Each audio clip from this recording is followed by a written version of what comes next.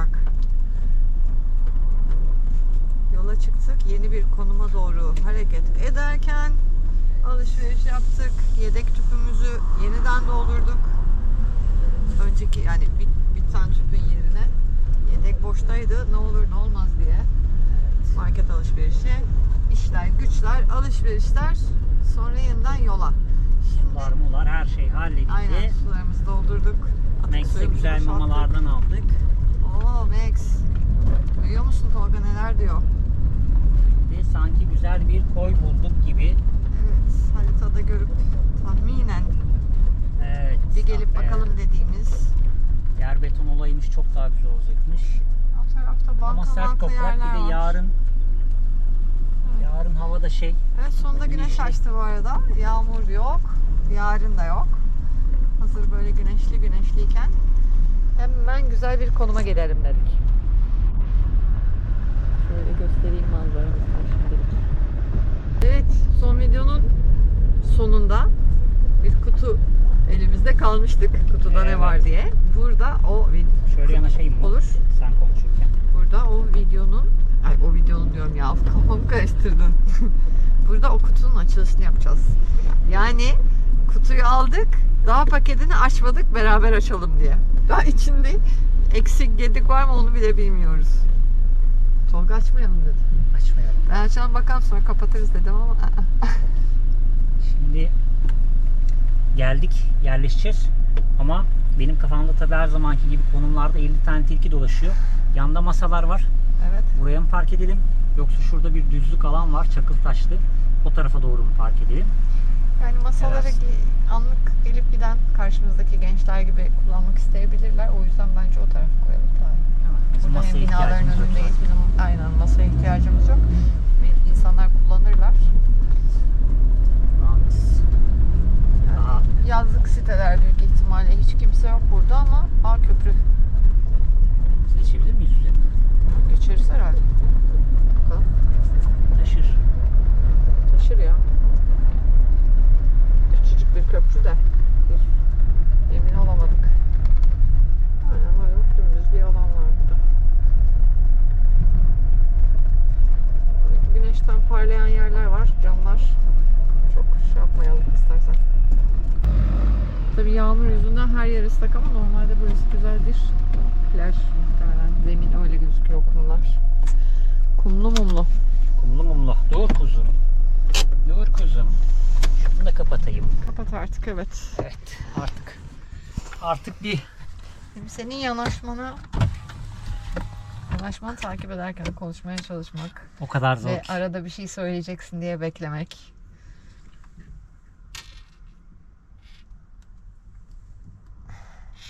Çok zor. Çok kafa karıştırıcısın.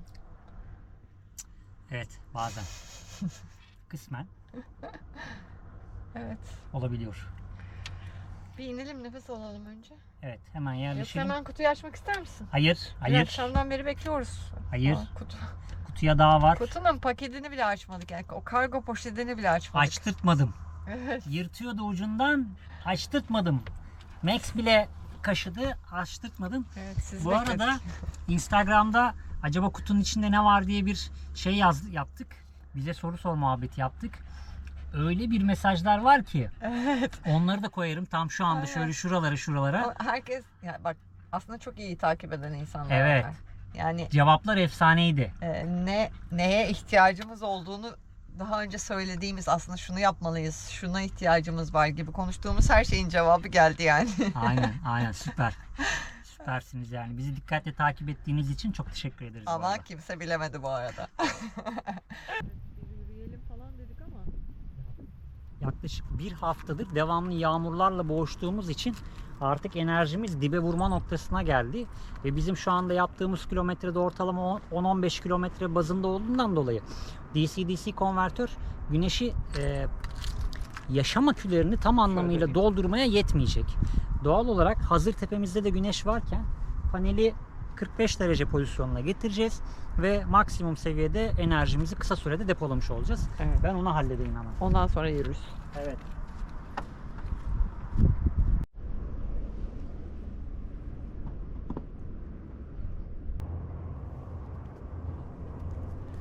Gezip geldin mi?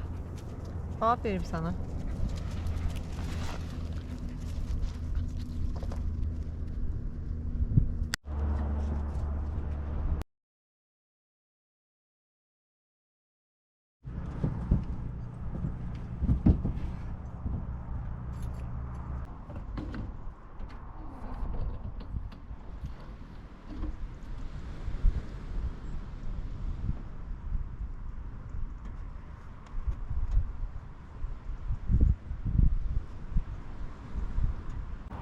Böylelikle takribi 40 dakika 1 saat içinde enerjimiz fullenecek.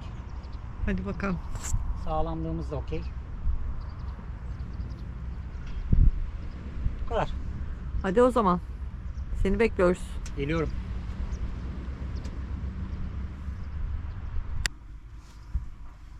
Şimdi bir su verebilir misin bana? Su vereyim. Evet, sen de su içtin mi? İçtin mi sen de su? Ama nasıl yakıyor? Ya güneş çok yakıyor. Rüzgar esmese baya sıcak. Şimdi marketteki kasiyer diyor ya.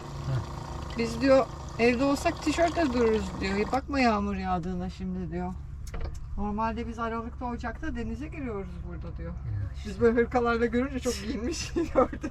Normalde sıcaktır burası diyor. Ben de içeyim. Fırtınayı biz götürüyoruz her yere. Valla ya. Ama ilk defa bu kadar uzun sürüyor. Aşkım bir haftadır ya. Evet. Yani öncesinde hesap et. Daha bile uzun süre. Evet, evet. Yani Mersin'deyken bir hafta. Oradan önceki son birkaç yerde de yağdı. Neyse bugün açıyor. Ondan sonra yarın öbür gün yine yağış. Bugün güneşin tadını çıkaralım. Ne yapalım? Önce market alışverişlerini yerleştireyim mi yoksa yapalım mı artık kutuyu? Açalım mı? Bakalım mı? Yani Next gel kuzum su iç. bence önce bir etrafımızı yerleştirelim. Tamam. Ondan sonra market alışverişiydi, oydu buydu. Evet dolabı Paneldi. yerleştirmesi lazım. Bu arada elektriğe bakayım. 12.7. Gayet iyi. Şu an ne kadarla doluyor? Ben de gireyim içeriye. Neyse atla aşağıya kuzum. Oradan Aferin. göremiyoruz ama Oradan aşağıdan gözüküyor. gözüküyor. O araba şarj ederken O gözüküyor. DC'nin şarjı. Evet. Bakalım. Ben şu arkamı çıkartayım. Şey yapayım mı? Alayım minderleri rahat bak. Yok, görebiliyorum. 18.6 amperle şarj ediyor.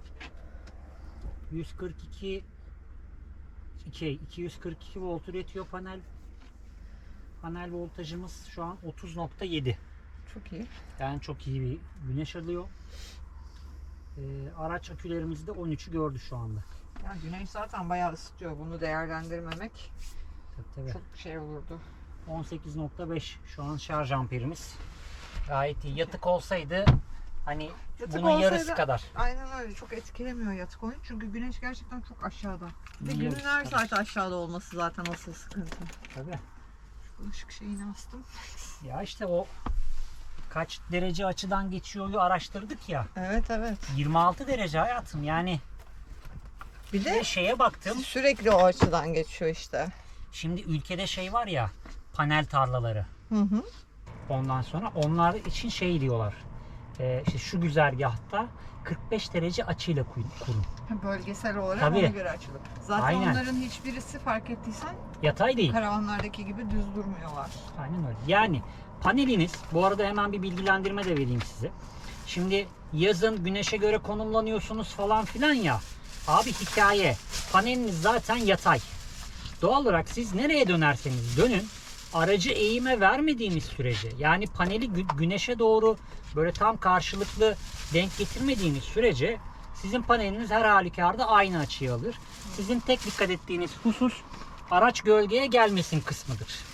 Ama kış şartlarında aracı nereye çevirirsen çevir. Mesela şu anda bizim bulunduğumuz bu konumda ben aracı 360 derecede döndürsem Hepsi aşağıda. aynı açıdan, yani belirli bir noktadan panel yatay zeminde alıyor. Ama siz paneli, güneşin burada olduğunu varsayın. Paneli kaldırdığınızda daha dik açıyla panele ulaşıyor güneş ışınları. doğal olarak daha fazla enerji depolamak zorunda kalıyorsunuz. Bir de son zamanlarda özellikle Facebook'ta amcaların sayfalarında şeye çok tanık oluyorum. Facebook amcaları. Adam demiş ki ya araç güneş altında, yani aydınlıkta demiş, güneş altında da dememiş. Evet. Aydınlıkta demiş ama enerjim şuraya kadar yetmiyor. Bir de fotoğraf koymuş. Koyduğu fotoğraftan yola çıkarak aracın sabahtan akşama kadar bina gölgesinde kaldığını söyleyebilirim. Evet, güneş yok. Yani panel güneşi görmüyor. Hiçbir şekilde görmüyor. Hayır. Ama bunun da sebebi satıcılar. Çünkü satıcılar şunu söylüyor. Gece ışığın altına bile park etsen akün dolar. Dolmaz abi. Bu tamamen saçmalık. Evet, bir şarj oluyor ibaresi var. Bizde de öyle gözüküyor. Sokak lambasının altına durduğumuzda yanıp sönüyor. Ama voltaj olarak hiçbir etkeni yok maalesef. Tabii canım, hani ekseriyet de sana daha çok enerji kaybettiriyor. Çünkü enerji topladığını düşünerekten çalışmaya başlıyor MPPT'de. Doluyormuş gibi gösterip aslında dolmuyor. Yani. Sadece Yani. öyle gösteriyor. Aynen. Hani öyle de bir kısa bilgi vermiş olayım size. Panelinizi dikerseniz, kışın karavanınızı kullanmıyorsanız bu söylediklerimi yapmanıza hiç gerek yok. Yazın zaten mevcut güneş enerjisi sisteminize hayli yeter. Çünkü sabahın saat 6'sında 5'inde güneşi görmeye başlıyorsunuz. Akşamın saat 8'ine 9'una kadar güneş Bir de görülüyor. güneş dik açıyla üstten geçiyor illaki. Yani belli saatlerde de olsa illaki geçiyor. Aynen. Ama işte kış sezonunda maalesef 8-9'dan önce güneş gözükmüyor neredeyse. göstereyim mi şöyle hemen? Göster. Arka planda konuşmaya devam et istersen, görüntü Tamam. olarak kullanırsın. 8-9'dan önce güneş gözükmüyor. Akşam saat 5 dedi mi güneş batma evrimine giriyor. O yüzden doğal olarak siz gün içerisinde çok az enerji depolama şansına sahipsiniz ve tüketiminiz aynı. Hal böyle olunca siz bu aynı olan tüketimi karşılayabilmek için enerjinizi daha verimli depolamak zorundasınız. Bunu da yapabilmeniz için güneş panelinin açısını değiştirmeniz gerekiyor. Biraz Dediğim fazla gibi. gürültü yapıyorum lafların üstüne ama. Yok, problem yok. Dediğim gibi bunun da tek yolu güneş panelinizi açısal olarak değiştirmek, ama kış şartlarında karavanınızı kullanmıyorsanız buna ihtiyacınız yok. Evet. Eğer uzun soluklu hani 100, 200, 300 kilometre seyahat ediyorsanız ve aracınızda DC şarjınız varsa yine buna ihtiyacınız yok. Ama bizim dolum sağlamış oluyor aynı Tabii. zamanda. Bizim kafamızda hareket ediyorsanız, mesela biz bundan 5 kilometre önce de bir yere girdik. Çok kötüydü. Oradan hemen çıktık. Orayı göstermedik bile size hatta. Evet. Şimdi 5 kilometre, 10 kilometre, 20 kilometrede DC çok minimal şarj edecektir sizin enerjinizi. Ama 100, 200, 300 kilometrede akünüzü tamamen fullleyecektir. O yüzden bu sisteme hiç ihtiyacınız olmaz. Bizim kafamızda geziyorsanız bazı şeyleri biraz daha fazla düşünmeniz gerekiyor açıkçası. Ne konuştum be? Evet, çok anlattım. Vallahi Değerli ağrım var bilgilerini- ya ondan. Değerli bilgilerini bizimle paylaştığın için teşekkür ederim. Rica ederim, ne demek efendim. Bildiğimiz tüm bilgileri işe yaraması açısından paylaşmakla yükümlüyüz. Bu arada koy çok güzelmiş. Evet, şu kapıdan manzara acayip güzel gözüküyor ya. Evet. Az önce güneşin açısını göstermek için şöyle bir döndüm de.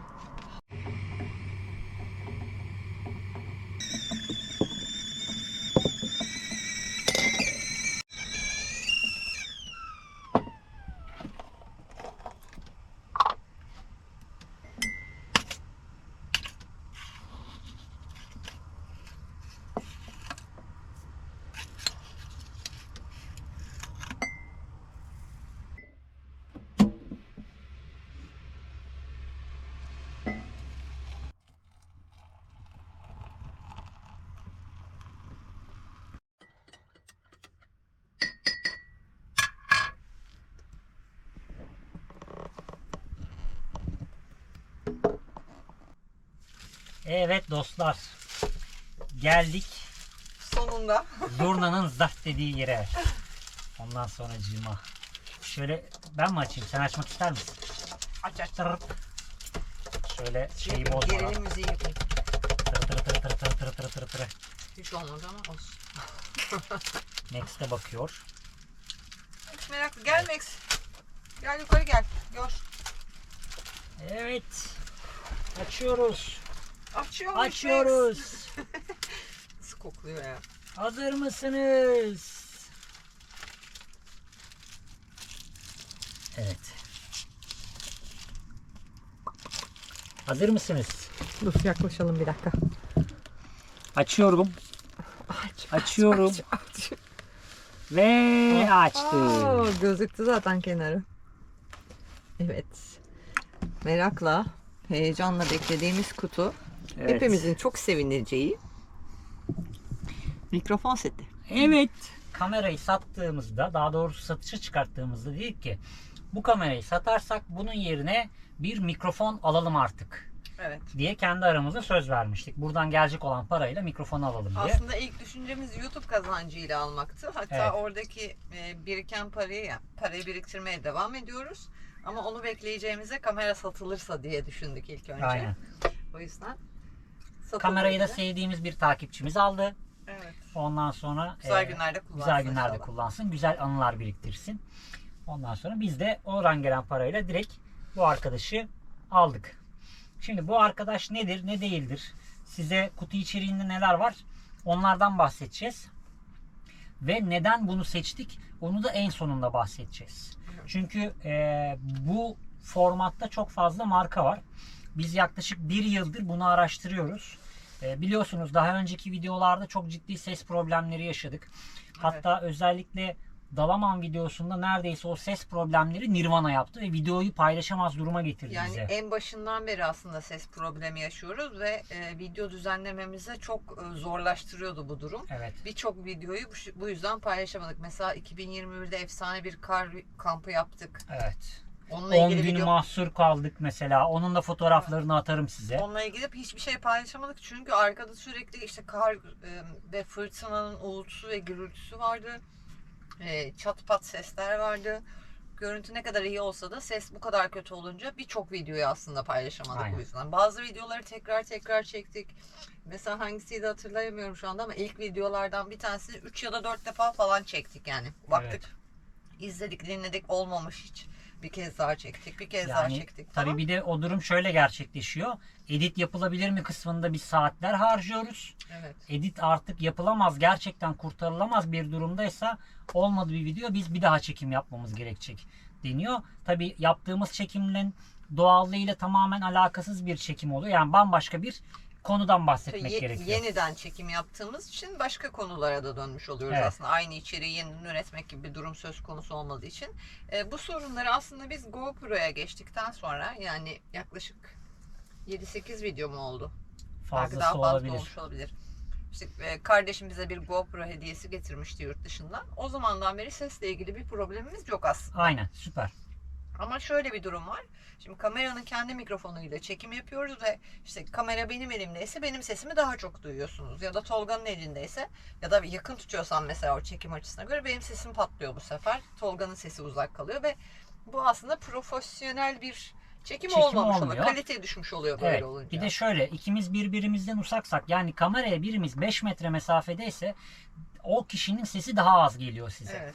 Hani biz başlangıçtan beri zaten size daha iyi videolar aktarmaya çalıştığımız için devamlı aklımızda olan bir olaydı bu. Hatta yurt dışında bir siteden UHF ile kontak kuran bir sistem aldık biz. Evet. İkili İkili yaka mikrofonu almıştık. aldık ama onu bir türlü o dönemde kullandığımız kameramıza adapte edemedik.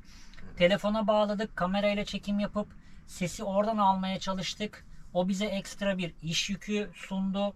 Çok yani şu anki bu konuşmayla kayıtlı ses konuşmasını birbirine ekleyebilmek gerçekten zulüm. Tabii de çünkü videoları durdur, yeniden başlat, Tabii. ses aynı anda başlamıyor, onları oturtmaya çalış. Bu arada o mikrofonlarımız da hala duruyor. Onlar da satılık. Evet, onlar da satılık. Almak Hani- isteyen olursa mikrofon, çiftli Çiftli UHF mikrofon.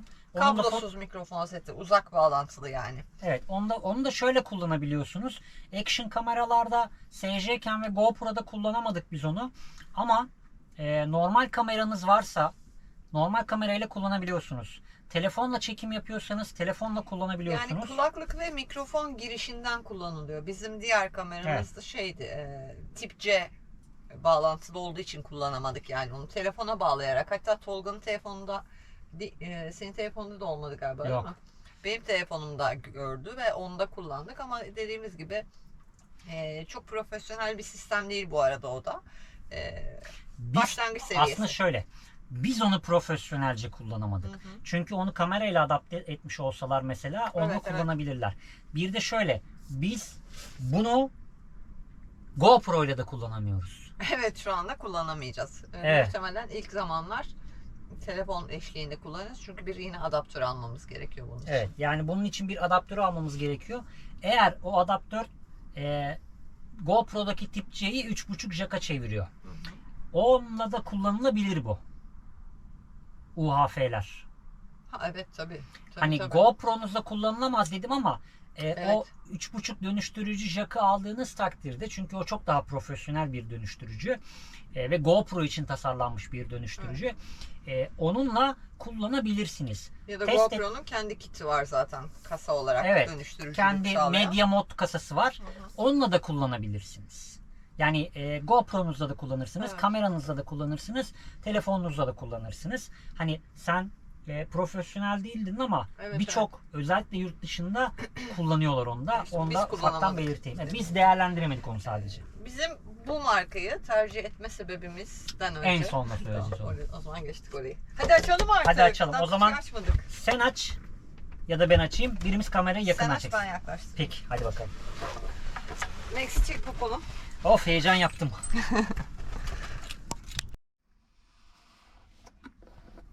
Dur bakalım Max. Allah'ım, çıkartamadım. Bir burun geldi hemen. Evet, şimdi şöyle koyalım. Şöyle açalım. Evet, bir telefon boyutunda bir üniteyle geliyor. Bunda muhtemelen kabloları var. Buhar önleyicisi var. Kullanım kitapçığımız var. 2 adet. Ay, enteresanmış. 2 adet enteresan bir tüyü var. Aa, çok yumuşak. Evet, şimdi bunu kenara koyuyorum. Şöyle. Şunu da kaldıralım. Şunu da kaldıralım şimdilik. Dediğin gibi. Şunları da kaldırıyorum. Bunlar da şöyle bir olay. Önce bundan başlayalım. Kutu içeriğimizde neler var? Önce direkt ötekinden başlasaydım bence. Aparatları göstereceğim ama heyecan yaratıyorum ben. Ben heyecan yaratıyorum şu an arkadaşlar. Olay onda. Peki. Çok kenarı geliyorsun. Tamam. Bir adet şu. Şu ne? El tutamağı. Bunu böyle bileğinize geçiriyorsunuz. Tutamaç. Ya da işte tutamaç bir şey bu. 2 tane Godox bir şey. Sonra bu harici mikrofon. Uzun mikrofon. Bunlar mıknatıslar. Evet, doğru söylüyorsun. Mıknatıs tişörtün içine vesaire takmak için kullanılıyor. Evet. 1 adet harici mikrofon. 2 adet TRR ve TRRS diye tabir edilen 3.5 jacklar. Bunlardan biri kamera, biri telefon jackı. Evet. İkinci mikrofon. Yani aynı zamanda kablolu mikrofon takarak da cihazlara sadece mikrofonu yakada kullanarak kullanılabiliyor. Evet. Ve şöyle. 3 adet de şarj için. Evet, şarj. Type-C. Tip-C. Şunu şöyle koydum. Şunları şöyle yaptım. Şimdi bu arkadaş sanırım böyle açılacak. Hazır mısınız? Görüyor mu? Wow, çok güzel. Oo, çık çık. Oho. Bu kadarcık. Malzeme şöyle bir tanesini alayım. Bu arada bu aynı zamanda şarj ünitesi. Şurada gördüğüm şarj ünitesi. Şeylerden fark ettim. Evet. Şöyle minicik, kibrit kutusundan daha ufak bir malzeme. Arkasında şöyle bir klipsi mevcut. Direkt bu haliyle yakaya takılarak kullanılabiliyor. Evet. Şu arkadaşı, tüyü tepeye şuraya takabiliyorsunuz. Onsuz da gayet başarılı çekimleri var ama çok rüzgarlı, fazla gürültülü ortamlarda özellikle rüzgar uğultusunu ya da trafik uğultusu tarzı sesleri kesmek için bu tüyler tercih ediliyor. Aynen öyle. Bu arada neden 3 tane var onu da size hemen kısaca söyleyeyim. Bu 3 üniteden 2 tanesi 2 kullanıcı ve bir tanesi de ana ünite. Yani, alıcı. Evet, bu alıcı. Bunlar da vericiler. O yüzden 3 tane ünite var. Şu ana ünitemiz, Anladığım kadarıyla şunlar da alıcılarımız, vericilerimiz. Evet. Bunların Girişlerden tekli anlaşılıyor. paketleri de var. Bunlar da var. Kutu içeriği bu şekilde geliyor. Şarj ünitesi çok harika bir kutusu. Kendi kutusu zaten çok efsane. Şarj Evet, o- ünitesi. Aynen. Telefon boyutunda. Onu gösterelim mi? Hı hı. Şarj ünitesinde şöyle içinde metalleri görüyorsunuzdur. Hepsini bir anda, şurada şarj girişi var. Hepsini aynı anda şarj edebiliyorsunuz. Hı hı. Ya da ayrı ayrı etmek isterseniz. Cihazlarda zaten üçü içinde ayrı kablo var. Cihazlardaki girişten de yine şarj edilebiliyor tek tek. Yani cihazın bu kadar küçük ve kompakt oluşunun avantajı, işte çekim yapmak aklınızda yok ama aldınız bunu, koydunuz cebinize. Yürüyüş yaptınız ve çok güzel bir yere denk geldiniz. Çekim yapmak istiyorsunuz. Çıkarttınız ve direkt çekime başlayabilirsiniz. Yani çok kompakt. Çok ufak cihazlar. Kesinlikle.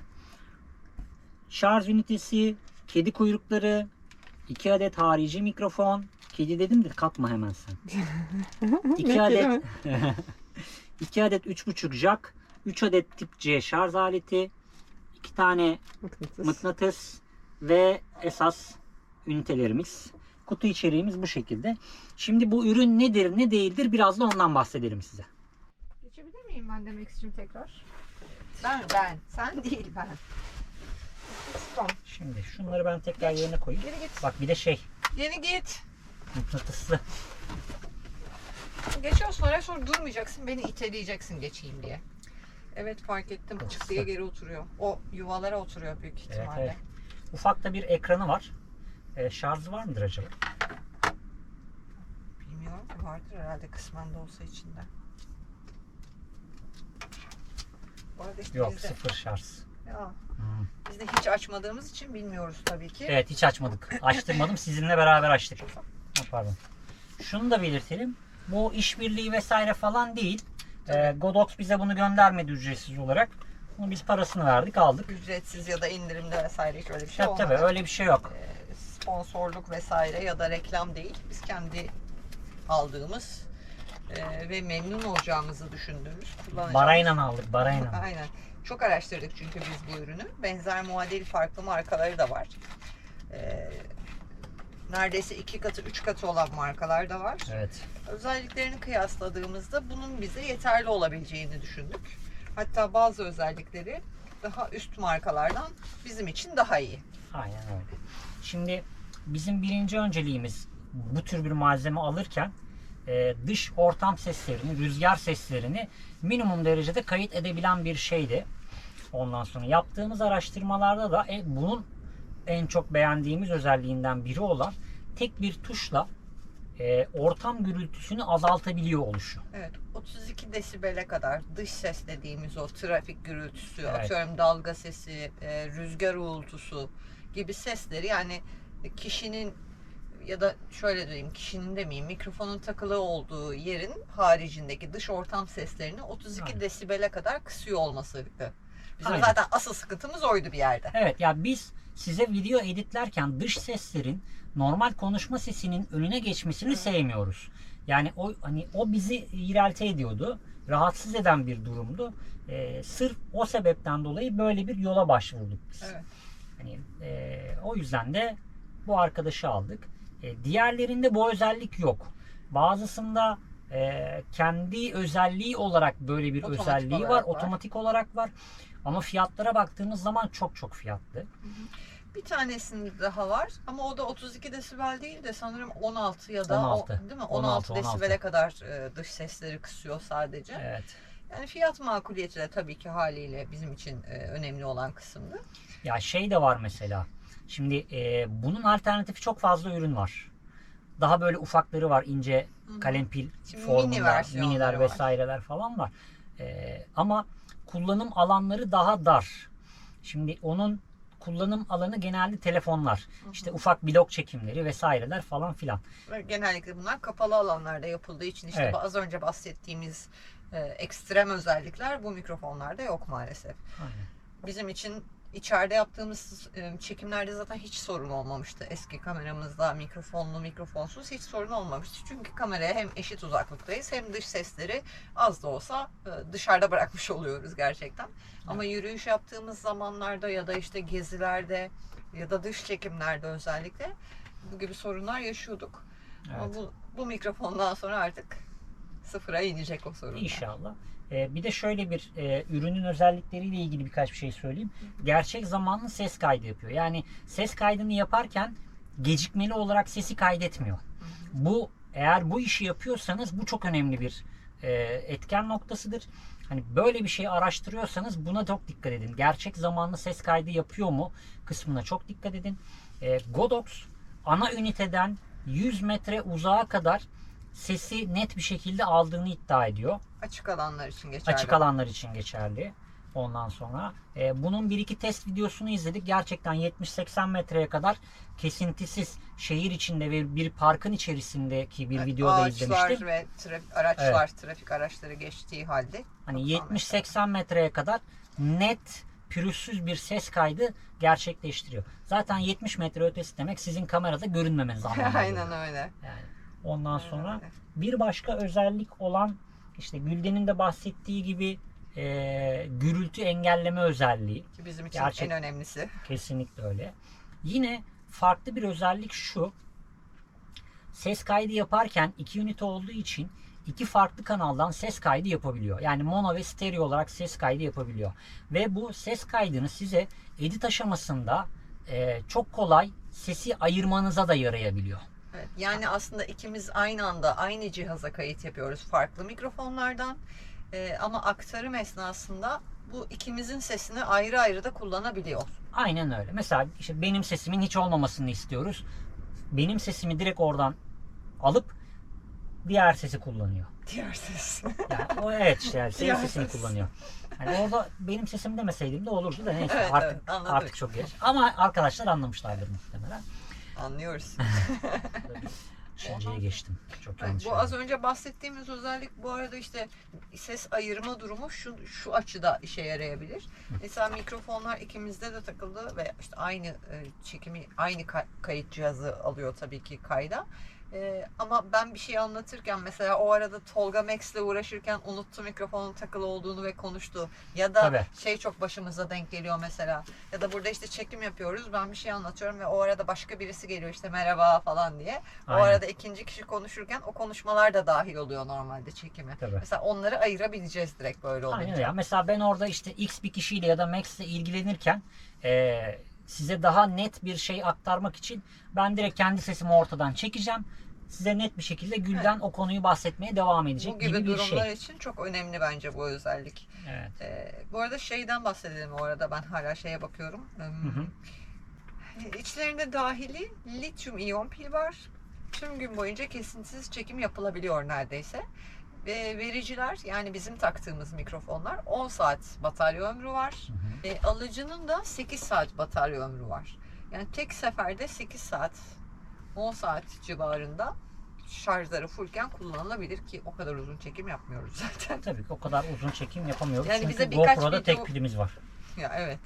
Birkaç video boyunca yeter bize bunların ömrü yani şarj ömürleri en azından.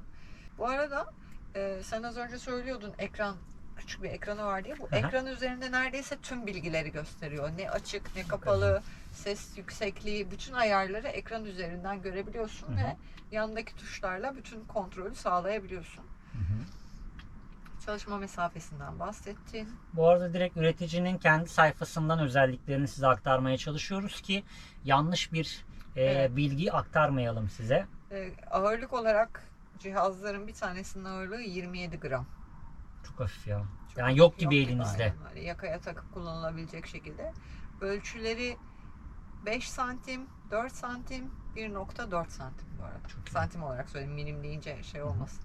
Bu arada eksi 10 derece ve eksi 50 dereceye kadar çalışıyor. Evet, kullanılabilirliği eksi 10 Pardon, dereceyle eksi 50 derece ve artı 50. Eksi 10 derece ve artı 50 derece aralığında kullanılabiliyor. Sıcaklarda elektronik cihazlar genellikle sıkıntı yaratabiliyor biraz fazla ısınınca. evet. 50 derecelerde çalışması da güzel bir şey bence. Gerçi ben çalışamıyorum 50 derecelerde, öyle bir şey yok. Sen Ben de hava öyle bir sıcaklığı özellik yok. 38'i görünce sen direkt dükkanı kapatıyorsun. 34, 35 dahası yok. Dahası yok Benim yani. batarya bitiyor orada. Evet Su dostlar, biçilmezlik malzeme bir şey görmedim. göremedim de onu ben videoyu editleyene kadar şey yaparım. Ben var diye hatırlıyorum çünkü. Ondan sonra yani malzeme genel ve kaba hatlarıyla bu. İnşallah size bundan sonra yine daha pürüzsüz, daha net, ki son videolarımızda güver uçurumuyla birlikte Şöyle çevirirsem bence tamam. Evet, kameramızın şarjı bitti. Sonra bu yeni geldiğimiz yerdeki arka binalardan bir abi köpeğini gezdirirken Max'le onlar tanıştılar. Sonra biz abiyle tanıştık. Sonra abi eşini çağırdı. Bayağı güzel sohbet ettik. Onların da karavan hevesleri varmış. Zaten sobayı görünce ona hayran oldular. Geldiler, hep beraber sohbet ettik biraz. Şunu kapatayım. Hep beraber sohbet ettik bu arada. Akşam oldu. evet, akşam oldu. Dışarıda üşüdük biraz. Ondan sonra birazdan sobamızı yakarız. Bir şey yarıda kalmıştı. Bir cümle yarıda kalmıştı ama hatırlayamıyorum şu Ben an. de hatırlayamıyorum. Çünkü üzerine yaklaşık 1,5 saattir dışarıda olduğumuz için. O yüzden mazur görün. Ne kokluyorsun kapıda? Şşt! Ne kokluyorsun kapıda? Bak dışarı. Bak bakayım ne varmış. Bak açtı camı Tolga. Ne? Bana ne bakıyorsun şimdi? Beni niye içeri aldınız ki diyor. Gitti eve gitti onlar. Evet. Eve gittiler. Eve gittiler onlar. Mama yemeye gittiler. Doyamadı oynamaya. Senin mama saatin geldi. Sana da mama koyacağız şimdi. Evet. Öyle yani. Artık mikrofonumuz var. Güzel, sesli. Daha Sonsuz. net sesli aslında. Evet. Zaten son videolarımızın ses kalitesinden biz memnunuz. Evet. Siz de yorumlara bir şey yazmadığınız için sizin de memnun olduğunuzu düşünüyoruz. Bundan sonraki süreçte de çok daha net, dış seslerden daha uzak, daha çok bizim ve doğal seslerden oluşacak bir video silsilesiyle karşınızda olacağız. İnşallah bir sonraki videoda.